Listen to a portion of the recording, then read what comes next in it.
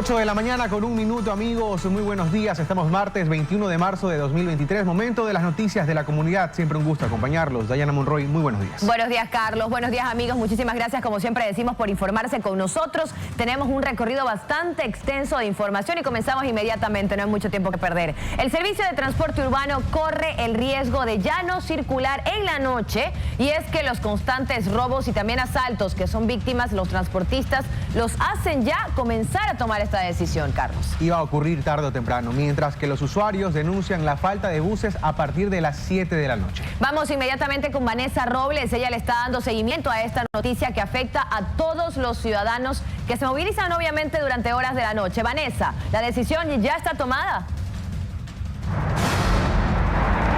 Dayana, Carlos, amigos televidentes, es algo que lo sabremos luego de las 11 de la mañana, que el gremio se va a pronunciar en una rueda de prensa. Y es que la inseguridad es el motivo por el que no existan ya buses suficientes luego de las 7 de la noche. Es la queja reiterada de los usuarios. Nosotros hicimos un amplio recorrido por diferentes sectores de Guayaquil en horario nocturno para poder constatar lo que a nuestra sala de redacción nos ha llegado. Y es que los buses que usted ve que ahora mismo circulan con cotidianidad por la avenida Narcisa de Jesús no sucede de la misma forma después de las 7 u 8 de la noche, ya que muchos conductores prefieren retirarse antes o terminar su última vuelta a las 7 de la noche para contrarrestar los riesgos de ser asaltados, secuestrados y hasta extorsionados, como ya hemos sabido. Mientras tanto, los usuarios son los que deben esperar por 20 o 30 minutos en paradas como esta para que vean la unidad de transporte que los lleva hacia su dirección. Algunos logran encontrarla,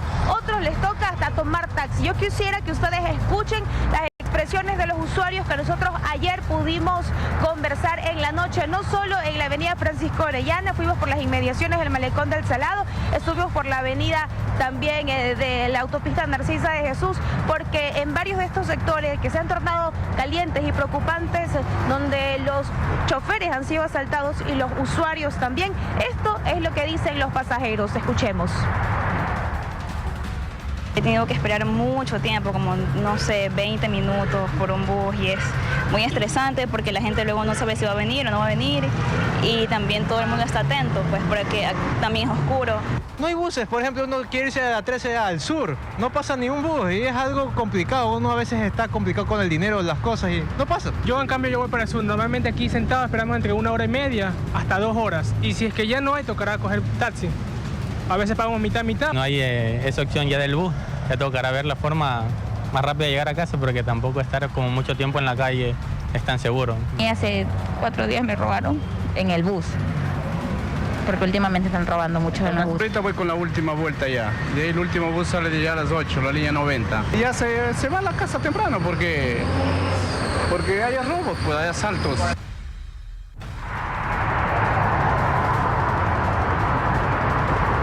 Entre las principales razones están lo que describen los propios choferes también. Y basta recordar, acá en esta misma vía, hace un mes, un conductor de bus terminó con la cabeza ensangrentada, producto de un asalto que ocurrió a borde de su unidad de transporte. Para ello, a las 11 de la mañana se tiene previsto que la Asamblea de la Federación de Transportistas Urbanos de la provincia del Guayas, FETUC, se pronuncie sobre una posibilidad de suspensión de las actividades de la transportación pública en Guayaquil. La inseguridad sería uno de los motivos principales. Recordemos que también unidades de transporte están pagando hasta vacunas de 30 a 50 dólares, es lo que deben pagar si es que quieren circular por sectores como el noroeste de Guayaquil, llámese Entrada de la 8, Casuarina, El Fortín, Voluntad de Dios, Monte Sinaí, y esto ya se viene reportando desde hace meses, que se ha vuelto insostenible no solo para el conductor, sino también para el usuario, ya que muchos deciden retirarse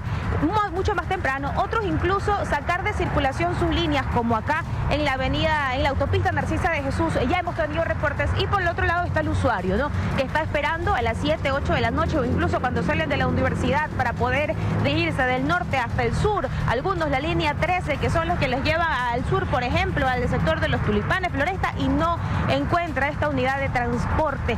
Son algunas de las declaraciones de universitarios con quienes pudimos conversar ayer en la noche. Esta es el rostro, las dos caras de una moneda. Los usuarios afectados por la inseguridad, ya que ellos también son víctimas de robo, y el estar esperando en las diferentes paradas los vuelve más vulnerables a esas unidades de transporte que se demoran en llegar o incluso no llegan porque se retiran antes, y los conductores, los choferes de buses que deben pagar vacunas, que han sido extorsionados, que ya han sido asesinados, como lo que pasó en Durán, por ejemplo, y que a raíz de ello se han expresado, han dado intentos de solución, pero aún no llegan. Hoy a las 11 de la mañana está prevista esta rueda de prensa para poder dar a conocer esta posible suspensión en el servicio de transporte urbano anunciado por la FETUC. Nosotros vamos a hacer seguimiento a ese tema y vamos a estar allí para escuchar de primera mano qué es lo que tiene que decir Cristian Sarmiento, que es el representante de este gremio de transportistas. Mientras tanto, así avanza, y estas son las consecuencias de la inseguridad en el servicio de transporte urbano. Muchísimas gracias a Vanessa, ¿no? Cómo las libertades comienzan a cerrarse, ¿no? Y ya no podemos decir que realmente somos libres. Cuando ya existe esta limitación a tu derecho al trabajo, como le estaba expresando Vanessa, en torno a la parte de seguridad, porque nos estamos refiriendo a seguridad, todo se va limitando, ¿no? ¿Cómo van a llegar los estudiantes universitarios a casa? ¿Cómo van a llegar las personas que terminan de trabajar a casa? O sea, simplemente tenemos que limitar esas actividades que realizamos y que tenemos que realizar, porque si no terminamos la universidad, pues no podemos conseguir empleo. Si no terminamos nuestra jornada laboral, pues ¿cómo regresamos a casa? Esas limitaciones realmente nos hacen ver que no somos libres, Carlos. Era un escenario que se anticipaba, Dayana. Sí. Este tema no es nuevo, venimos durante meses recopilando el temor de los choferes del transporte urbano, quienes dicen estamos realmente solos. Son los mismos pillos los que nos asaltan una y otra vez. Los ciudadanos temen ser asaltados. Nosotros no podemos hacer otra cosa que no sea continuar brindando el servicio. Hoy ese tema ya se ha replanteado. Hoy a las 11 de la mañana van a resolver. Las autoridades tienen la obligación, señores, de adelantarse a esta decisión que el gremio vaya a tomar, para cada uno en su competencia garantizar que este servicio público continúe. Dayana, es importante que cada uno trabaje en el marco de sus competencias, que esas cámaras que están dentro de los buses, las que no funcionan, se reactiven. Las que sí funcionan, que estén conectadas de inmediato con la Policía Nacional para que puedan reaccionar ante los asaltos y no solamente sirvan de registro de estos crímenes. Y lo otro también que es importante, porque esto no solamente ocurre en la periferia de la ciudad, sino en vías principales. Ahí estaba Vanessa en la avenida Narcisa de Jesús. Tú has pasado después de las 6 de la tarde por la avenida Narcisa de Jesús. Completamente oscuro. Hay una tarea pendiente de parte del municipio. Entonces, todos tienen que atacar desde sus frentes a esto, porque hoy las consecuencias de la indiferencia es la eventual suspensión de un servicio público y el aislamiento de comunidades enteras. Siempre dicen desde el gobierno y las autoridades que suspender servicios públicos es un delito. Aquí, el garantizar también que alguien no suspenda el servicio público también debería ser un delito. Es decir, ellos tienen que dar las garantías para que esto no se suspenda. Porque aquí estamos hablando de una decisión que se podría tomar, porque podría tomar eventualmente a las 11 de la mañana, como lo decía Vanessa. Pero la verdad, Carlos, es que si nos vamos más allá, algunas zonas como Sociovivienda 2, desde hace mucho tiempo ya se comenzó a dejar zonas sin que exista la cobertura del transporte público. En Sociovivienda 2, por ejemplo, que es la zona donde conocemos, ya antes los carros iban 4 cuadras más al fondo, ya no. Ya las cooperativas comenzaron a tomar la decisión de, bueno, hasta la cuadra del UPC yo más allá no llego. Y eso ya viene pasando desde hace un año aproximadamente. Entonces ya hay zonas donde lamentablemente se ha dejado sin la cobertura del servicio público. Aquí alguien tiene que hacer algo porque definitivamente ya cada vez más se va acortando todos nuestros derechos, ¿no? En su momento los padres de familia que pedían que ya no sean clases presenciales porque los chicos ya no podían estudiar dentro de su entorno. Ahora el transporte público tampoco. Esto empezó con los delivery. Los deliveries que no querían ir a ciertas zonas porque eran constantemente asaltados. Luego los taxis. Luego los buses. Que ha dejado correr mucha agua bajo el puente y aquí están las consecuencias. Hay que adelantarnos a esa eventual decisión de parte de las autoridades, claro, para ver qué es lo que se puede hacer porque los ciudadanos no pueden quedar así completamente abandonados. 8 de la mañana con 10 minutos y le contamos ahora que la policía detonó un artefacto explosivo que estaba en el parqueadero del centro comercial, de un centro comercial al norte de Guayaquil. La alerta se presentó la tarde de ayer cuando el propietario de un automotor se percató de la carga que había sido colocada junto a una de las llantas. El dueño del vehículo es un policía en servicio activo. Más momentos y angustias se vivieron la tarde de este lunes en Guayaquil. Decenas de personas, entre clientes y trabajadores de un centro comercial ubicado en la Francisco de Orellana, al norte de la ciudad, debieron ser evacuados debido a otra amenaza de artefacto explosivo en el puerto principal. Arriba fue una locura todo y todo el mundo preocupado por lo que estaba sucediendo. Imagínense, nosotros andábamos con nuestros 2 hijos. Se trataba de un auto que habría sido modificado en los guardafangos de las llantas delanteras para colocar la carga explosiva. El vehículo es de propiedad de un policía en servicio activo, quien en enero participó en la captura de una importante organización delictiva. Él se habría percatado del hecho y de inmediato se comunicó con sus compañeros. Agentes especializados llegaron al sitio para corroborar la alerta. Además de la evacuación de manera ordenada de los presentes en el lugar, se practicaron las pericias pertinentes, adicional a la detonación controlada del artefacto explosivo. Esto se dio pasadas las 6:30 de la tarde. La explosión retumbó y una llanta salió volando. Las autoridades en la escena no dieron detalles sobre lo sucedido. Igual estamos atemorizados por la situación. Toda la ciudad está así realmente, está en zozobra. La Agencia de Tránsito Municipal debió cerrar un carril lateral de la avenida Francisco de Orellana y también la José Luis Tamayo, calles que conducen al centro comercial. Ambas vías fueron habilitadas para el paso vehicular una vez que se hizo la detonación controlada. El centro comercial también reabrió sus puertas. Más temprano, las cámaras de vigilancia de la Corporación para la Seguridad Ciudadana de Guayaquil reportaron el cierre de una parte de la avenida Quito debido también a una amenaza de bomba. Esa alerta se registró en cambio en los exteriores de la Corte Provincial del Guayas. Vamos con casos de seguimiento. Desde Quinsaloma a Los Ríos fueron enviados los dispositivos con explosivos dirigidos a 5 periodistas de distintos medios de comunicación. Uno de ellos detonó la mañana de ayer en la redacción de Ecuavisa. El gobierno rechazó estos atentados. Esta vez la noticia estaba aquí. El periodista Lenín Artieda sufrió un atentado en plena redacción de noticias en Ecuavisa. Al ingresar un pendrive en su computadora, el dispositivo que recibió a su nombre el jueves pasado explotó. El personal del medio de comunicación fue evacuado por la policía. Lenín Artieda sufrió daños leves en su rostro y mano.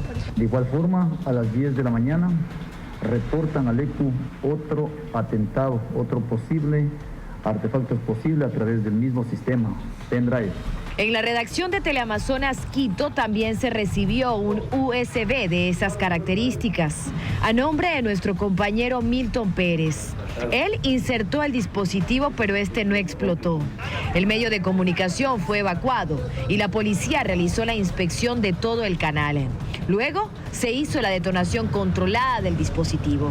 En TC Televisión Guayaquil, el sobre llegó a nombre del periodista Mauricio Ayora. Luego la policía confirmó que también llegó un artefacto similar a Radio Democracia en Quito y un quinto pendrive dirigido a un periodista de un medio digital que no había sido entregado al comunicador y seguía en la empresa de paquetería. Características similares, pero todavía no podemos indicar la situación de a lo mejor lo que son las impresiones, las escrituras o las huellas que se puedan encontrar, ¿no? El único dispositivo que explotó fue el de Ecuavisa.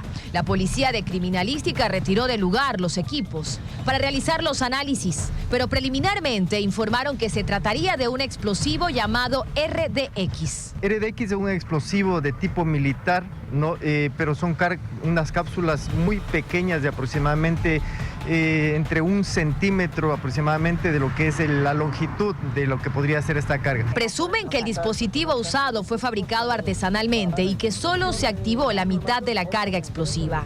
Por ese motivo es que no tuvo una afectación mayor a lo que es el presentador. Desconocemos todavía las circunstancias porque se levantó todo lo que es el contenedor para hacer una reconstrucción de lo que es el artefacto. Posteriormente, la policía confirmó que todos los paquetes fueron enviados por el mismo remitente desde Quinsaloma, en Los Ríos, el jueves pasado. Ecuavisa, a través de un comunicado, se solidarizó con su colaborador Lenín Artieda y rechazó enérgicamente esta evidente campaña de intimidación hacia la prensa ecuatoriana. El medio además ratificó su decisión de seguir informando. El gobierno también se pronunció rechazando el acto de violencia. Además, sostuvo que todo intento por amedrentar al periodismo son hechos repudiables y que deben ser castigados con todo el rigor de la justicia. Además, la Fiscalía informó que todos los hechos serán incluidos en la misma investigación y que esta, que se abrió por terrorismo, estará a cargo de la Unidad contra la Delincuencia Organizada Transnacional. El año pasado se registraron 7 atentados en contra de periodistas, según Fundamedios. Este año, aparte de los 5 sucesos, ya se había registrado un atentado más. Y fue asesinado con varios impactos de bala Freddy Vicente Ortegas Méndez, más conocido como alias Vicente, el terror del Cerro del Carmen, en donde ocurrió el crimen. Los testigos aseguran que el ciudadano estaba siendo amenazado por los continuos robos que cometía en esta zona. Peatones, conductores, trabajadores de negocios eran víctimas de alias Vicente. La Policía Nacional se encuentra investigando las causas y el móvil de este asesinato. Y otro tema de seguimiento y todavía no hay explicaciones. 5 días después del atentado contra Junior Roldán en el Triunfo en la provincia del Guayas, aún no se conoce de su paradero, Carlos. Ahí los buscan las autoridades y las organizaciones delictivas a la par. La pugna por el poder y el control total del tráfico de drogas es lo que empezó esta guerra con sus ex aliados los Lobos y también los Tiguerones. ¿Dónde está Junior Roldán Paredes, alias JR, segundo al mando de la organización criminal Los Choneros y líder de los Águilas? Hasta ahora nadie lo sabe. La última ubicación del GPS que emite el grillete electrónico que fue colocado tras su salida de prisión indicaba que estaba en una hacienda a 7.5 kilómetros del Triunfo, en la vía Bucay. Los agentes fueron hasta el sitio, pero tampoco lo encontraron. Este sujeto, que prácticamente estaba blindado con sujetos que lo custodiaban fuertemente armados, mantenían aterrorizada a la población del Triunfo. El primer intento por acabar con la vida de JR se registró el 13 de septiembre de 2021. Integrantes de los Lobos, con la ayuda de drones, lanzaron explosivos sobre el techo del pabellón en el que se encontraba Roldán Paredes. El estallido fue grande y provocó un edificio bastante amplio. Pero JR resultó ileso. Recuperó su libertad y regresó a su cantón natal, El Triunfo, luego de que un habeas corpus favoreciera su salida con una medida de prelibertad que había obtenido previamente. Una prelibertad que era la libertad absoluta para JR, quien organizaba fiestas constantemente. Se grababan bebiendo, paseando y demás. Los Choneros actualmente están liderados por Adolfo Macías Villamar, alias Fito, y Junior Alexander Roldán Paredes, alias JR. Sus enemigos principales son los Lobos y Tiguerones, que pese a nacer de los Choneros, se aliaron entre sí para acabar con ellos. La guerra que hay entre estos grupos criminales se debe a la disputa por el control del tráfico de drogas en Ecuador.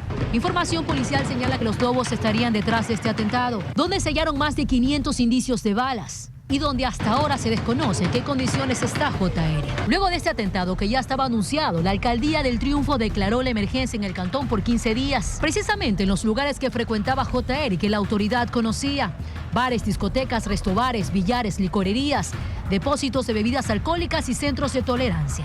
A Junior Roldán Paredes lo busca la autoridad para que cumpla con la ley y las organizaciones delictivas para acabar con él.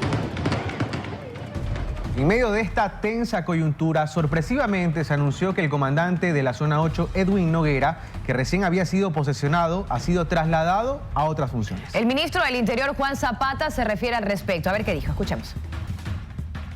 Nosotros tenemos un régimen especial. Al ser el cuarto y el quinto al mando, ellos obviamente, por el pedido que ya lo hizo público el señor presidente, porque él en verdad no conocía estos temas ni tampoco dispuso ninguna de estas situaciones, piden la disponibilidad. Ahí existe un proceso, Milton. Como ellos colocan, de no haber colocado, hubiese tocado hacer ternas y llegar hasta el menos antiguo. Eso está claro. Eso tiene que reformular el mando institucional. Entonces llega con todos los requisitos hacia el comandante general, me envía a mí y a través de decreto ejecutivo se les da la baja como corresponde en lo legal. Obviamente, al quedar este cuarto y quinto vacantes y al tener jerarquías que cumplir, se tiene que reestructurar el mando. Por ejemplo, el señor general Olivo, que era el director de investigaciones, tiene que ser hoy el inspector general, por ley. Entonces, eso genera reestructuraciones y hace que se tenga que mover, obviamente, toda la estructura. Y el general Noguera pasa, obviamente, a la zona 4, porque va hacia la zona 8. El general, ¿no tiene nada que ver el cambio con su esposa, Tania Varela? Son estructuras normales y cambios dentro de la policía. Mucha gente también está diciendo qué pasa con el general Zárate. El general Zárate también tiene que generar una nueva designación. Él tiene hoy una responsabilidad enorme, que es tan importante como el tema operativo, que es estar a cargo de todos los procesos de adquisiciones. Bueno, apenas desde enero tenía el general Noguera en la zona 8, ¿no? Y recordamos que nosotros también en algún momento cuando le entrevistamos fue quien se atrevió a decir que aún faltaban los implementos para la policía y que incluso le habían dado plazo y que él estaba a la espera de que esos plazos se cumplan porque no llegaban los implementos para la Policía Nacional. Son decisiones que se han tomado, las explicaciones toca creer porque es la versión oficial, pero lo cierto es que esto se plantea una pregunta: ¿qué tantos inconvenientes podría generar el hecho de que haya un recambio en la cabeza de la comandancia de la Zona 8 tan rápido? cuando apenas arrancaban las labores, en la zona más conflictiva del país. Que esto se ponga incluso por debajo de los movimientos administrativos regulares de la institución, ¿qué problemas puede generar? Sí, la verdad es que hay que preguntarnos eso también, ¿no? En una de las zonas, de hecho en la zona más violenta del país. O sea, ¿qué significa estas modificaciones que existen en medio de una muy bien organizada delincuencia? O sea, porque ellos sí están súper bien organizados. Bueno, nosotros simplemente damos a conocer esos cambios que han sorprendido realmente aquí en la zona 8. 8 de la mañana con 21 minutos exactamente. Y siguen los estragos por el fuerte sismo. Ahora en Fertiza una pared colapsó, dejando herido al conductor de una tricimoto. Paul Tutibé está en el lugar con todos los detalles. Paul, muy buenos días, te escuchamos. Adelante. ¿Qué tal? Gracias. Sí, estamos acá en el sur de Guayaquil. A esta hora quiero mostrarles cómo quedó la pared. Una pared de aproximadamente 1,5 cuadras quedó completamente destruida tras el colapso. De lo que se conoce, la pared quedó sentida después de este potente terremoto que lamentablemente dejó como resultado 14 personas fallecidas, miles de heridos, decenas, centenares de casas afectadas a nivel nacional. Si ustedes se dan cuenta, ha quedado completamente destruida tras el colapso. Los propietarios de este galpón, de esta bodega donde llegan contenedores y cabezales, han colocado una pared improvisada de hojas de zinc y madera, ¿no? Para que los delincuentes no ingresen a robarse las pertenencias. De lo que se conoce, el día de ayer, cerca de las 4 de la tarde, la pared colapsó, habría quedado sentida por este terremoto registrado el día sábado. En ese momento, el conductor de una tricimoto que circulaba por la zona resultó herido porque los escombros le cayeron al vehículo liviano y él obviamente resultó herido y fue derivado a un hospital cercano. La gente o los ciudadanos que se encontraban en este punto obviamente salieron corriendo tras el estruendo del colapso de la pared. Es una pared grande, ¿no? Ahora se conoce que los propietarios de esta empresa van a hacer el retiro completo de los escombros, como también van a tumbar lo que ha quedado de la pared para construir nuevamente una pared nueva para que los delincuentes no ingresen a esta empresa privada. Estamos en Fertiza, sur de Guayaquil, en la principal de Fertiza, a pocos metros de la avenida 25 de Julio con dirección hacia el puerto marítimo. El colapso de una pared luego de este terremoto que quedó sentida, la pared colapsó el día de ayer y un conductor de una tricimoto que circulaba por la zona en ese momento resultó herido porque los escombros le cayeron encima. Hasta aquí la información. En estudios hay más. Gracias, buenos días. Bien, gracias Paul Tutibé por la información. Son las 8 de la mañana con 24 minutos. Momento de un corte comercial. Sí, pero no se vaya, pues al volver vamos a conversar con Luis Chonillo, él es el alcalde electo de Durán, sobre su plan de trabajo en el cantón, obviamente sobre agua, inseguridad, qué ha pasado durante las inundaciones y cuáles son sus planes. Ya regresamos. Estamos de regreso, amigos, y como lo anunciamos, ya está con nosotros Luis Chonillo, alcalde electo de Durán, con quien, bueno, vamos a hablar de distintos temas. ¿Cómo le va, alcalde? Buen día. Muy buenos días, Dayana, Carlos, qué gusto poder estar aquí con ustedes. Bueno, creo que la primera consulta es luego de este cambio al que ha decidido Durán y luego de 5 años después de haberlo intentado por primera vez, ¿cómo está la transición? ¿Ya recibió usted la información? Hace 3 semanas yo veía que usted hizo la solicitud, ¿ya la tiene? Dayana, nosotros empezamos primero por una vez que el duraneño decidió, nosotros hicimos la solicitud por medio de las redes sociales. Viendo que no teníamos respuesta, emitimos un primer oficio de forma directa al municipio, un segundo, en total 3 oficios han ingresado con 49 puntos. No hemos recibido información hasta el momento, lo único que recibimos el día jueves no es más allá del 20%, es información incompleta, incluso información que no tiene firma de responsabilidad, lo cual nos deja en la misma situación, en solamente tener supuestos. ¿Y qué le preocupa? ¿Qué tipo de información usted quería conocer, quería palpar? Bueno, primero la información financiera, cuál es el estado financiero no solamente del municipio, sino también de las empresas públicas, del EMAPAD, de la ATD, de la empresa de la Corporación de Seguridad Ciudadana de Durán, y no hemos recibido hasta el momento como tal. Lo único que recibimos fueron las cédulas presupuestarias, cosa que no podemos contrastar nosotros con la ejecución justamente que tiene estas O sea, usted no va a saber con cuánto dinero va a contar cuando llegue al cargo. No lo sabemos en estos momentos, no podemos saber incluso cuánto es la nómina, no sabemos cuánto hay en caja. Lo único que sabemos es que el nivel de endeudamiento de empresas públicas, y eso de forma extraoficial, extrafinancial, que el nivel de endeudamiento de las empresas públicas como por ejemplo EMAPAT son realmente de preocupación. ¿No ha existido tampoco de forma diplomática una llamada del alcalde saliente de Alto? No tenemos hasta el momento una comunicación con con el alcalde. De forma oficial hemos emitido, yo me envié un oficio, el cual solamente se me contestó el día jueves de la semana pasada. Ahora, señor Chonillo, usted dice, tenemos conocimiento de forma extraoficial que vamos a recibir un municipio endeudado. Así es. ¿Tienen ustedes quizás alguna cifra aproximada de cuánto ascendería este endeudamiento? Mire, información del BEDE, que son 26 millones de dólares.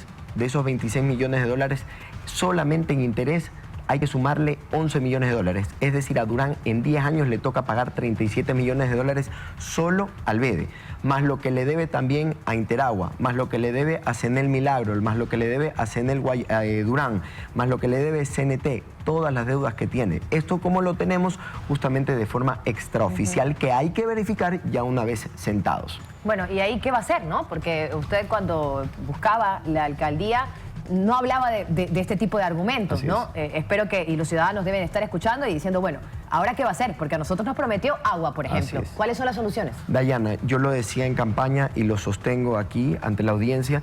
Al buen administrador se lo mide en tiempos de crisis. Van a ser 4 años muy complicados. No obstante, tenemos que dar resultados a corto, mediano y largo plazo. Lo decía en campaña, lo digo ahora como autoridad electa y lo voy a seguir sosteniendo como alcalde en funciones. ¿Qué va a hacer con el agua, por ejemplo? Mire, con el agua potable primero tenemos que sentarnos con Interagua a renegociar justamente esa deuda, igual con el BEDE, porque tenemos que mejorar las finanzas de la empresa pública del agua potable.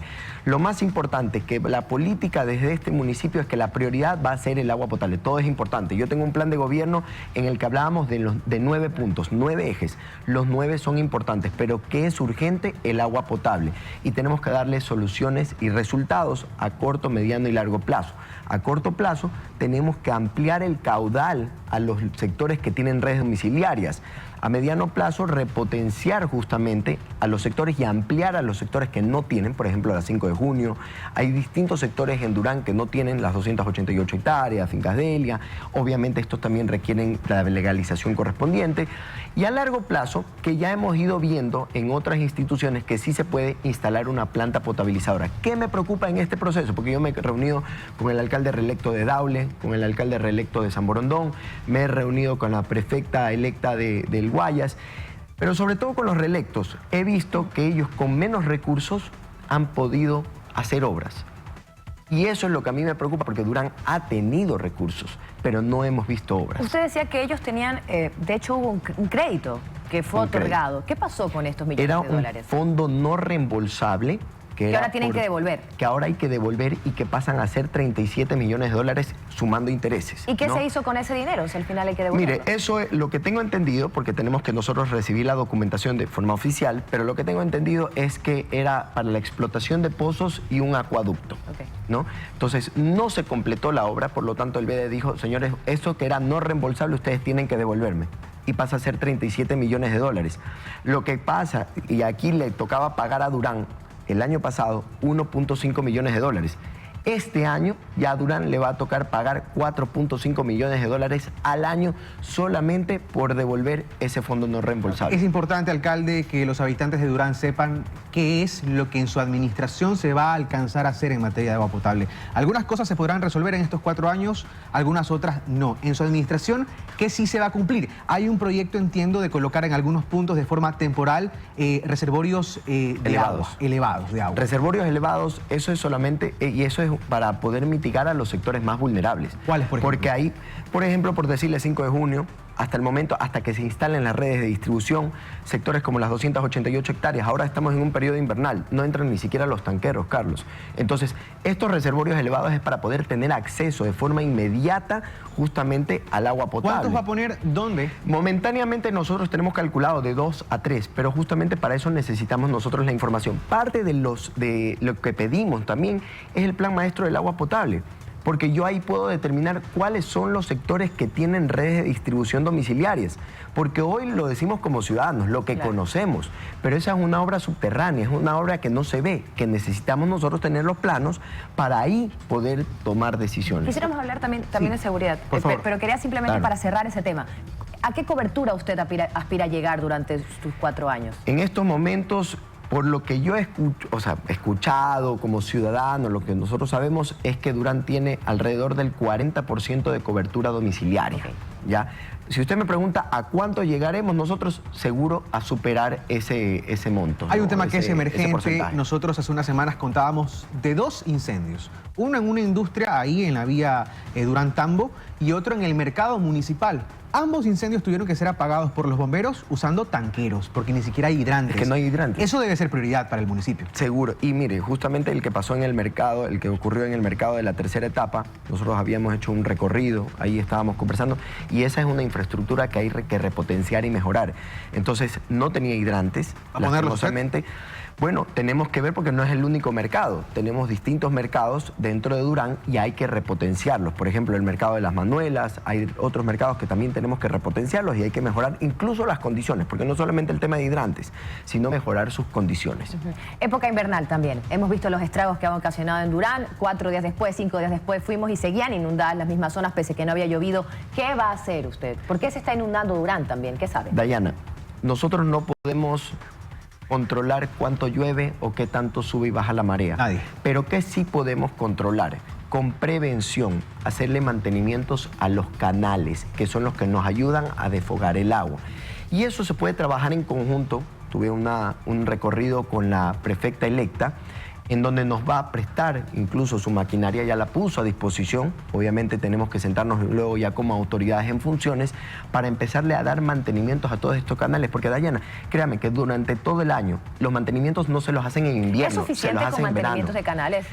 No es suficiente. De estructuras mal hechas. No es suficiente, pero es la primera etapa. Okay. Hacer todo esto y decir que se va a lograr en un solo año, no.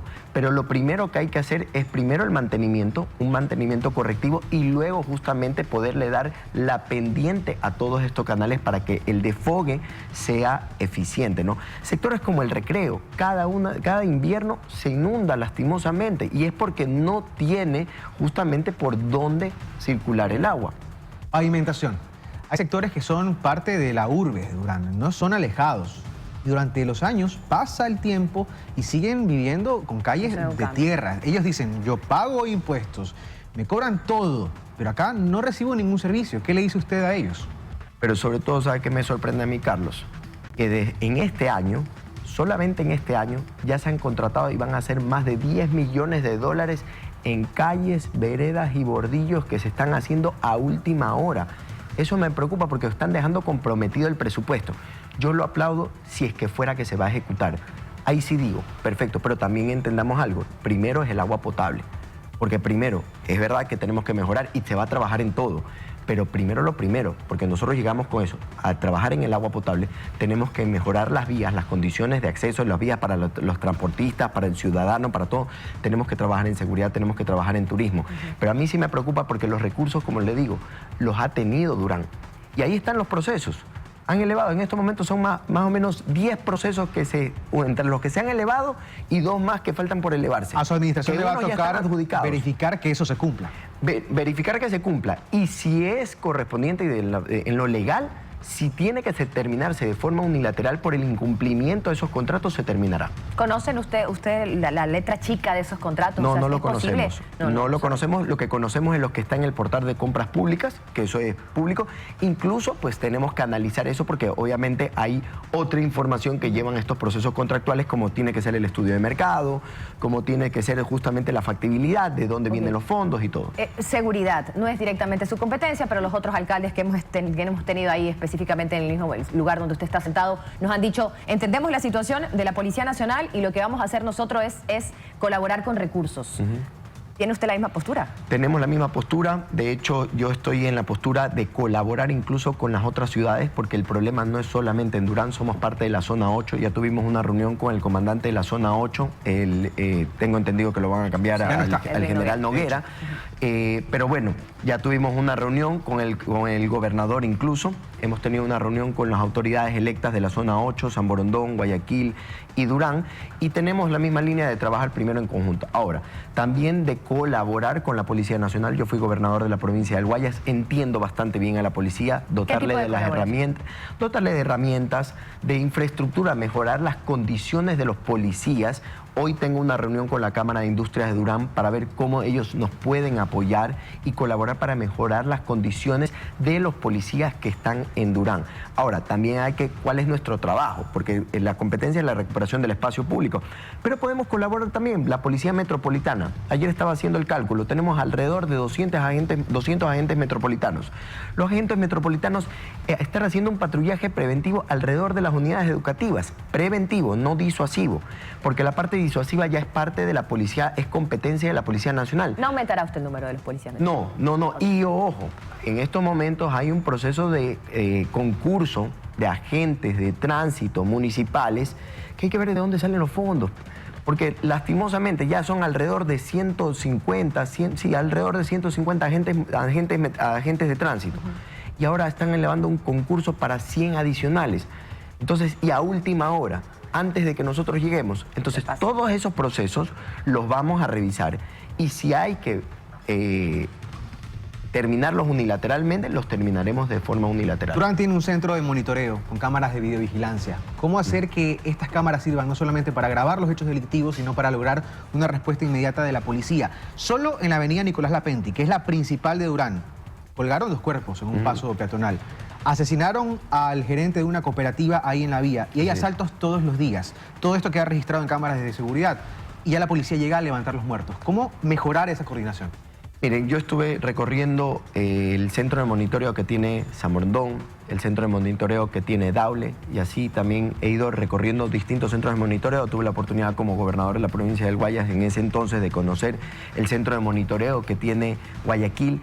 Y hay formas de trabajar para la prevención, justamente haciendo un patrullaje permanente dentro de lo que es la avenida principal, la avenida Nicolás Lapenti, pero no solamente como eso, porque las cámaras son una herramienta justamente para la parte de investigación. Patrullaje con Policía Metropolitana. No. ¿Le ha funcionado a San Borondón, por ejemplo? Pero con Policía Metropolitana, pero si puede ser con la Policía Nacional, mucho mejor. Okay. Y eso es justamente lo que tenemos nosotros que apoyarle a la policía. Tengo 2 consultas rápidos. Tema presupuestario. ¿Cómo va a ser todo lo que dice que va a hacer? ¿Deudas? ¿Va a tratar de tocar puertas de organismos internacionales? ¿Cuánto dinero va a necesitar para todo eso?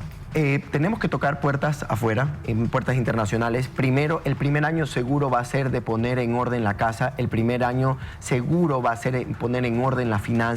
Sin embargo, tenemos nosotros que también empezar a dar resultados. No es que porque vamos a ordenar las finanzas no vamos a hacer obras. No es que va a pasar 2 años haciendo eso. No va a pasar, pero esto va a ser progresivo. Obviamente el primer año y declararlo en austeridad absoluta, identificando qué es lo importante, qué es lo urgente y priorizando los gastos. Pero la gente sí va a identificar ese cambio en el primer año. Tiene que sentir, de hecho, ahora como autoridad electa, por medio de autogestión y sin recursos lo estamos haciendo. Brigadas de fumigación, brigadas médicas. Ojo, que ya terminó campaña, ¿no? Pero seguimos nosotros activando el territorio y escuchando al ciudadano. La segunda pregunta. Usted dice que va a auditar los contratos y que va incluso a terminarlos unilateralmente. Pero ¿qué pasa con las autoridades que firmaron esos contratos? ¿Qué pasa si usted, una vez que ingresa a ese despacho, ve que hay cosas irregulares? ¿Va a poner denuncias en la fiscalía? ¿Va a llamar a Contraloría? ¿Qué va a pasar? Totalmente. Si hay algún indicio de corrupción, si hay algún indicio, alguna sospecha, algo que logremos identificar una vez que lo tengamos analizado,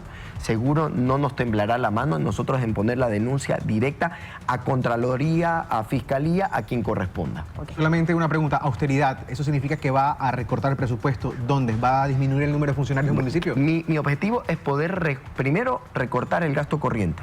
Ese es lo primero. Sueldos. Más allá de sueldos, todo lo que tenga que ver con gasto corriente, porque obviamente si nosotros tenemos una nómina que esté inflada, pues tenemos que hacer el recorte, porque lo primero que necesita el ciudadano, ¿qué es?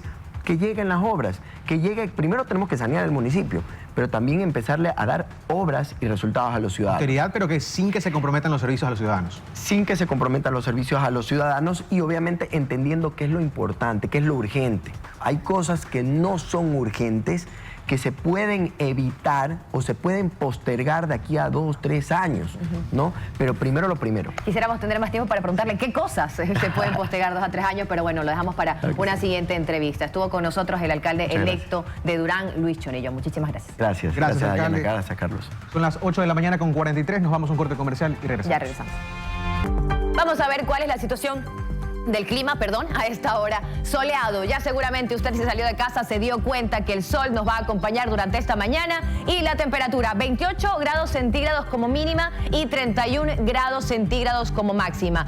¿Será que el sol nos va a acompañar durante todo el día? Vamos a revisar el pronóstico del clima de hoy por horario según el INAMI. Comencemos de 9 de la mañana a 1 de la tarde. ¿Qué va a ocurrir? Esta es la situación. Cielo despejado, 29 grados centígrados es la temperatura. Así que parece también que hay un espacio para que el sol nos acompañe el día de hoy. Por la tarde, desde las 2 de la tarde hasta las 7 de la noche. ¿Lluvias o no?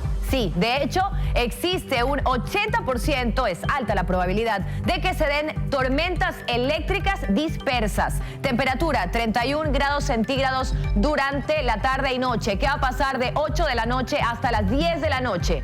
Siguen las lluvias, al menos la probabilidad es del 50%. Tormentas eléctricas con 27 grados centígrados de temperatura. Así están las cosas, o así van a estar las cosas durante el día según el INAMI. Podría ser que las lluvias nos acompañen desde las 2 de la tarde. Allí de 2 a 7 existe el 80% de probabilidad. Así que allí, sobre todo, si usted va a salir de casa, tenga cuidado. Son las 8 de la mañana con 47 minutos. Carlos Acoto, más información. Nos vamos a la provincia del Oro para contarles que ahí se continúa evaluando las afectaciones que dejó el sismo del sábado pasado. Las familias piden rapidez en la entrega de ayuda y remoción de escombros. Luis Alfredo Zúñiga está en Puerto Bolívar y nos tiene todos los detalles. Luis Alfredo, muy buenos días. Así es como están, muy buenos días. A esta hora me encuentro en Puerto Bolívar, parroquia de Machala, capital de la provincia del Oro. Uno de los puntos muy afectados luego del sismo del sábado al mediodía. Y pueden observar, estamos en pleno muelle de cabotaje, que se hundió en este punto y cada vez cede más. Días atrás se podía ver un poco más de la estructura, hoy prácticamente está 100% bajo el agua, al igual que el antiguo museo. Son muestras de las afectaciones que generó el sismo el sábado al mediodía y que aún al día de hoy son muy visibles, están presentes y a la vista de todos quienes transitan por este punto. De igual manera hemos recorrido el centro de Machala, aún hay personas que duermen en la calle. También estuvimos en Pasaje viendo que hay cuadras completamente acordonadas, escombros en la calle y realmente preocupación. Lo que pide la ciudadanía es que los ofrecimientos se cumplan de manera urgente. Les hemos preparado un reportaje, veamos. El sismo fue a las 12:12 del sábado, pero en el Oro se siente como si hubiera ocurrido apenas minutos atrás. Sí, fue un momento que hasta ahora sí me llega. En Machala aún se deben evaluar los edificios de la Alcaldía, Gobernación y Corte Suprema de Justicia. Por los daños, el cantón fue declarado en emergencia y se suspendieron eventos públicos. Suspender las fiestas de Machala, estos recursos deben ser utilizados en la reconstrucción de los bienes públicos de la ciudad. 12 personas murieron en Machala, Pasaje y El Guabo. Las huellas están ahí, los escombros y los damnificados. Se ha quedado básicamente sin hogar. Claro, con 2 bolsos en la mano. Uno prefiere dormir afuera que adentro, hasta ver qué es lo que pasa. En Pasaje el panorama es atemorizante. Calles enteras aún acordonadas, pues fachadas siguen en pie de milagro y pueden caer en cualquier momento. La casa en la cual un padre y su hija fueron fotografiados luego de sobrevivir al colapso sigue en este estado, aún cae en pedazos. Otras personas que habitaban en este lugar, como el policía Washington Castellanos, también está a la espera de ayuda. Su familia quedó atrapada por horas en el edificio y no tienen ahora dónde vivir. En la casa estaban enterrados mis hijos. 4 hijos, mi esposa y mi suegra. Ante todas estas afectaciones visibles, la gente pide celeridad en la entrega de ayuda y la remoción de escombros. Sin embargo, las autoridades aún están evaluando daños. Esta información será enviada paulatinamente conforme se va levantando, se va enviando al MIES para que de una vez hagan la evaluación y se vaya pagando paulatinamente. Hasta ahora en el Oro hay 129 viviendas afectadas y 78 destruidas, 161 familias afectadas y 38 damnificadas. Y lo que las familias esperan es que todo se concrete pronto, pues cientos de personas hoy duermen en la calle y tiempo es lo que menos tienen.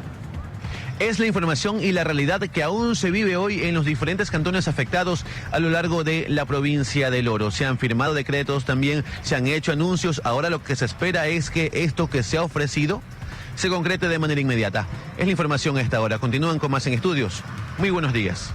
Muchísimas gracias, Luis. Gracias por el reporte y por estar allí, ¿no? Contando lo que está ocurriendo en esa provincia. 8 de la mañana con 50 minutos y a continuación le vamos a contar una historia. Y es que tras el fuerte sismo una casa cayó. Hay toda una historia detrás de este acontecimiento, Carlos. Los restos de la estructura impactaron a una niña de 12 años, pero la fuerza y reacción de su perrita lograron salvar a la niña. La mascota lamentablemente murió. Veamos. Que los perritos son los mejores amigos, capaces de dar la vida por el humano. Lo confirma una vez más la historia de Lassie, la perrita que murió en el fuerte sismo del sábado por salvar a Sasha, una niña de 12 años. Cuenta la familia Terán que Lassie prácticamente los alertó del temblor. La perra se había acercado donde él, lo había lamido, había ido a la cama de ella, se había subido a la cama y que mi esposo entró a la cocina y le había dicho, ¿y qué le pasa a Lassie? No sé, papi, se trepó. Y dice que la perra la lamió y ella le dio un beso. Y dice, mami, enseguida comenzó todo a temblar y yo salí corriendo atrás, mi mami Irene, mi mami Irene, mi mami Irene, y la perra más atrás de ella. Porque ella, le digo, era muy pegada, era más pegada que ella que con mi otra hija, la de 8 años. Pese a ladrar y correr junto a la pequeña, le cayó parte de una pared y murió. Y la bebé estaba, dice, que tirada en el piso, soñada, y que le gritaba, Sacha, levántate, Sacha, tú eres fuerte, pero la Lassie estaba ahí con ella. Dice que ella... Dice como que desperté, mami, y me agarré y me paré y yo no me di cuenta que ya la perra estaba atrás mío muerta, mami. Cuando yo me quedé pegadita a la red y regreso a ver, ya la perra estaba ahí que botaba sangre por la boca. Sasha, de 12 años, fue dada de alta el domingo. Tiene una herida en su pierna y varios golpes en el cuerpo. De verdad, esto que nos ha sucedido nos tiene destrozado a todos, a mí, a mis hijas, porque así venga cualquier mascota. Las mascotas que las hacemos parte de nuestra familia dejan una marca y ella era tan fiel, tan leal, tan educada. Nosotros la sacamos ya últimamente ya sin correa porque yo tenía miedo que ella salía corriendo por los gatos, pero no, ya después ya caminaba, aquí llegábamos, llámala a la mami Irene y ella ladraba, se paraba, el señor Pihuave puede decir, guau, guau, guau, guau, y le ladraba a mi mami para que nos bajen a abrir. Así quedó la casa de construcción mixta donde habitaban. En las calles José Mascotti y Huancavilca. Tiene cinta de peligro, nadie vive aquí. Mientras que el recuerdo de Lassie quedará grabado para siempre en el corazón de la familia. Terán Salcedo. Impresionante historia. Y ahora repasemos las cifras del último reporte realizado por el Gobierno Nacional acerca del fuerte sismo que se registró pasado el mediodía del sábado. En total, 14 personas fallecieron. Este es un registro de la Secretaría de Gestión de Riesgos. Hay también 491 heridos y 251 viviendas afectadas. Vamos a revisar también otras cifras de inmediato de lo que dejó este sismo. 90 viviendas destruidas, 202 unidades educativas también con afectaciones y 51 establecimientos de salud golpeados por el movimiento telúrico. Es información de la Secretaría de Gestión de Riesgos y Emergencias sobre la evaluación que se ha hecho luego del movimiento telúrico. 8 de la mañana con 54 minutos. Y en otros temas, amigos, 3 delincuentes armados ingresaron a una vivienda ubicada en una de las urbanizaciones de la vía San Borondón, esto en Guayas. En uno de los videos se puede observar que los sujetos se robaron todo lo que encontraron a su paso, como electrodomésticos, joyas, dinero y otras pertenencias. Lo que llama la atención es que los antisociales tenían guantes para no dejar huellas dactilares. Allí están las imágenes claras de todo el tiempo que tuvieron ellos para actuar en el interior de una urbanización privada, por cierto, de la vía a San Borondón. Son las 8 de la mañana con 54 minutos. Los moradores de la ciudadela Guayaquil denuncian que las luminarias no sirven y la zona se presta para que la delincuencia opere en horas de la noche y madrugada. Alex Vargas nos informa desde ese sitio. Adelante, Alex.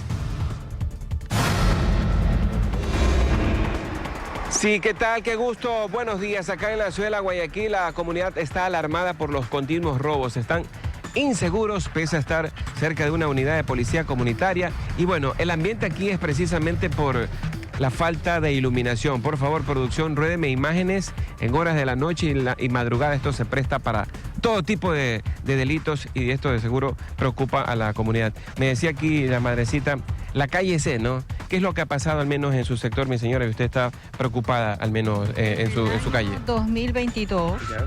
Ahí funciona la cooperativa de taxi Sur Limitada. ¿Qué ha pasado ahí? Bueno, fueron objetos de robo, pero un robo bastante extraño. Me pareció a mí, de acuerdo a las cámaras y a los videos que yo tengo, autodirigido. Asaltaron a una usuaria de la cooperativa, le quitaron el bolso. Estaban muy bien armados los dos delincuentes. ¿UPC acudió rápido la policía? Yo enseguida, yo no, porque yo soy una moradora, una vecina del UPC. ¿Pero sabe usted si llegó la policía en el momento? No, en absoluto, no llegó la policía. No creo que hubo gestión por parte de los choferes que forman parte de la cooperativa Sur Limitada.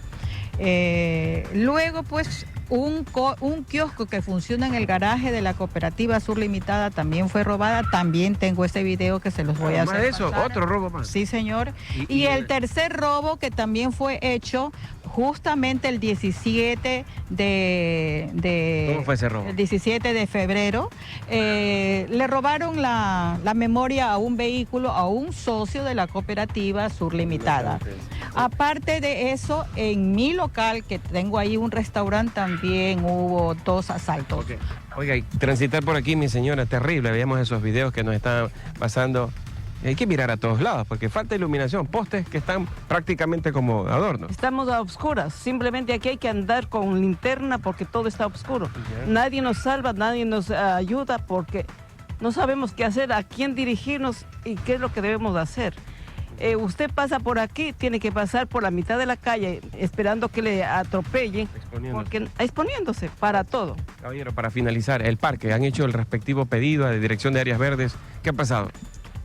Se ha hecho el respectivo pedido a través de solicitudes al municipio, a través de Áreas Verdes, a la empresa eléctrica y a todas las personas que han sido necesarias. Se les ha hecho pedido con diferentes fechas, solicitudes por... Pero nada, eso significa que todos los árboles que vemos aquí están cubriendo todas las luminarias. ¿Cerca de cuántas luminarias, mi señora, aquí? Dentro del parque. No sé. ¿Cuántas luminarias más o menos usted que conoce, mi señora? Nacerá una. 12 luminarias, mire. Mira, ahí estábamos mostrando, ¿no? Entonces, un parque sin iluminación, se requiere la respectiva poda de muchos árboles, muy bonito, incluso hay la sección de las máquinas para hacer ejercicios. El cableado, podrido, no sirve, sulfatado menciona. Entonces, por favor, María Fernanda Rumbea, de la Dirección de Áreas Verdes del municipio de Guayaquil, y también coordinar acciones con CENEL para la reparación de todas las luminarias en este sector de la ciudad de Guayaquil. Gran pedido, por favor, el clamor por parte de la ciudadanía, pese a estar cerca de una unidad de policía comunitaria. Compañeros, a esta hora de la mañana.